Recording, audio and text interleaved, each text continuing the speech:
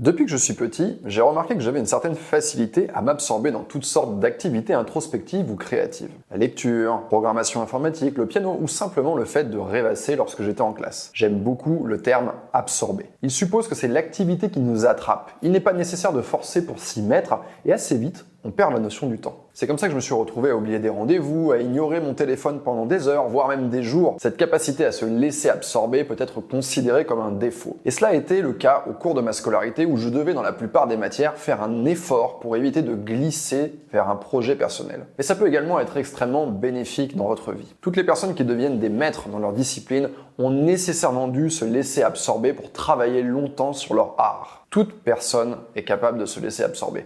Et je suis sûr que vous vous êtes déjà laissé absorber par un divertissement comme un jeu vidéo ou une série télévisée. Il y a des personnes capables d'être absorbées par la conduite automobile, par le rangement ou même certaines tâches qui peuvent sembler très chiantes. On pourrait schématiser les choses ainsi. D'un côté, il y a la concentration. Cela nécessite de faire un effort conscient pour ne pas lâcher. Et de l'autre côté, il y a l'absorption. L'activité en elle-même est tellement prenante qu'on ne résiste pas à son appel. Un chemin évident pour promouvoir l'absorption est de créer les conditions idéales. Et aujourd'hui, on va voir ensemble comment vous pouvez créer des conditions pour stimuler vos capacités d'absorption. Et la meilleure façon de créer ces conditions, c'est de réapprendre à vous ennuyer. L'adulte moderne a très peu d'occasions de s'ennuyer. Et de toute façon, vous avez peut-être remarqué que c'est un état qu'on cherche à fuir à tout prix. C'est quelque chose que Nietzsche avait déjà noté à la fin du 19e siècle dans le Gai Savoir. Dedans, il critique la tendance qu'ont les hommes à fuir l'ennui. Pour le citer, « Chasser l'ennui à tout prix est vulgaire, comme de travailler sans plaisir ». Et vous imaginez bien que cette aversion à l'ennui s'est accentuée depuis que nous sommes reliés à Internet en permanence, soit depuis environ le début des années 2000. Le fait de n'avoir rien à faire pendant plus de 15 minutes devient insupportable pour beaucoup de gens. D'ailleurs, les participants à l'étude de Timothy Wilson, publiée en 2014 dans Science, préféraient recevoir une décharge électrique plutôt que de rester seuls avec eux-mêmes pendant 15 minutes. Or, il faut que vous compreniez une chose. L'ennui, ça ne veut pas dire que vous ne faites rien. En réalité, ça n'est pas possible de ne rien faire. Votre cerveau ne sait pas faire ça. Il ne s'arrête jamais.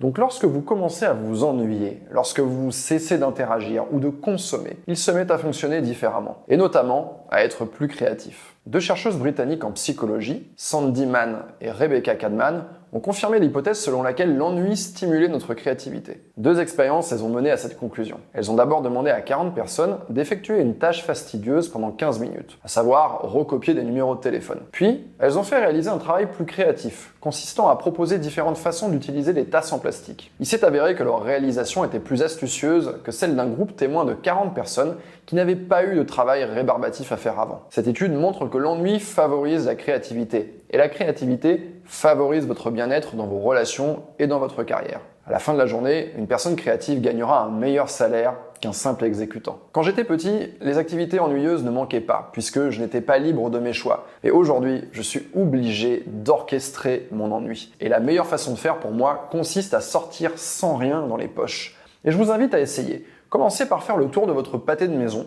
Vous serez heureux de rentrer chez vous. Mais après un certain temps, vous ressentirez des bénéfices à cette activité. Au-delà de la créativité, j'ai l'intuition que quelque chose se recharge lors de phases prolongées d'inactivité, que je prends de la hauteur, que les choses s'organisent. Et un de ces effets est de parvenir à reprioriser les choses. Après une bonne phase d'ennui, je sais en général dans quelle activité je vais me lancer dès mon retour à la civilisation. Et bien souvent, ce n'est pas celle à laquelle j'aurais pensé en temps normal. Qui, après un dimanche parental, ne s'est pas retrouvé dans une débauche d'énergie stimulante l'empêchant d'aller dormir. C'est un peu comme si le fait de perdre notre temps nous faisait réaliser l'importance du temps bien employé. Et c'est une approche qui peut sembler contre-intuitive, parce que l'ennui a longtemps eu très mauvaise presse chez certains philosophes. Déjà, étymologiquement, l'ennui vient du latin inodium, ça veut dire en haine. C'est un état où on va trouver le monde odieux. Pascal utilise l'expression « se sécher d'ennui ».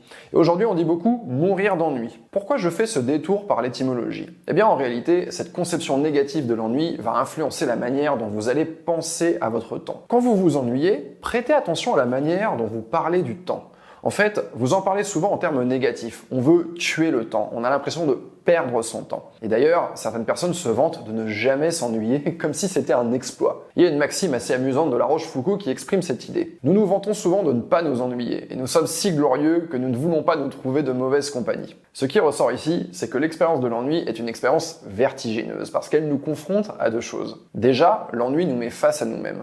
Et ensuite, l'ennui nous confronte à la vision que l'on a de notre temps. Et d'ailleurs, d'après une étude que je vous mets en description, la zone du cerveau qui est liée à la sensation d'ennui est la même que celle qui est liée à notre perception du temps. Et je vous invite sincèrement à réapprendre à faire l'expérience de l'ennui parce que ça peut radicalement changer votre rapport au temps. Vous allez passer d'un paradigme où vous avez l'impression de perdre votre temps à un paradigme où vous avez conscience de prendre votre temps. Prendre votre temps pour restaurer vos capacités de désirer l'activité et recréer des conditions qui vont vous permettre de vous absorber dans vos activités. Une fois que vous regagnez en clarté et que vos capacités sont restaurées, vous allez voir beaucoup mieux vers quoi votre cerveau vous porte spontanément. Ça peut être très fécond pour vous parce que ça va ouvrir la voie à tout un tas de questions. Vers quel type d'activité vous porte votre cerveau une fois qu'il a été stimulé? Quelle part accordez-vous à ces activités en temps normal? Et plus généralement, est-ce que vous êtes satisfait de la manière dont vous partagez votre temps? Le but en se posant cette dernière question, ce n'est pas du tout de se culpabiliser en disant « Oh non, je passe 3h40 tous les jours sur mon smartphone ». C'est important d'avoir du temps où vous vous distrayez sans diriger votre occupation vers une intention ou un objectif particulier. Mais si vous étudiez objectivement comment vous partagez votre temps dans une journée, vous allez pouvoir vérifier si vous choisissez de passer ce temps consciemment ou si vous êtes simplement inconsciemment happé par les attraits de votre smartphone ou autres activités. D'ailleurs, je vous précise que ce chiffre de 3h40 par jour sur le smartphone, je ne l'ai pas sorti de nulle part. Il correspond à la moyenne mondiale du temps passé sur votre smartphone par jour. Même si on part sur une fourchette plutôt basse, disons 2 heures par jour, est-ce que vous êtes satisfait de la manière dont ces 2 heures sont occupées? Si oui, c'est très bien, ne changez rien. Mais si vous ressentez un malaise quand vous êtes confronté à cette donnée, c'est le signe qu'il est temps de changer. Ne vous demandez pas comment gagner 2 heures, parce qu'en fait, les 2 heures, elles sont déjà là, vous les avez déjà. Et si vous avez l'impression de les perdre, c'est parce que vous ne les employez pas correctement. Finalement, vous avez le droit d'occuper votre temps comme vous le souhaitez.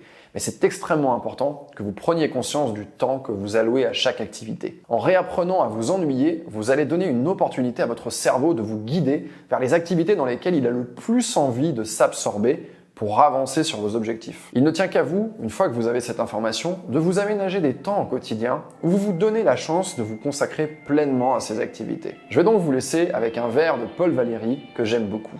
Il disait « Nous ne savons plus féconder l'ennui ». À vous donc de réapprendre à féconder votre ennui. C'était Yann et je vous dis à la semaine prochaine.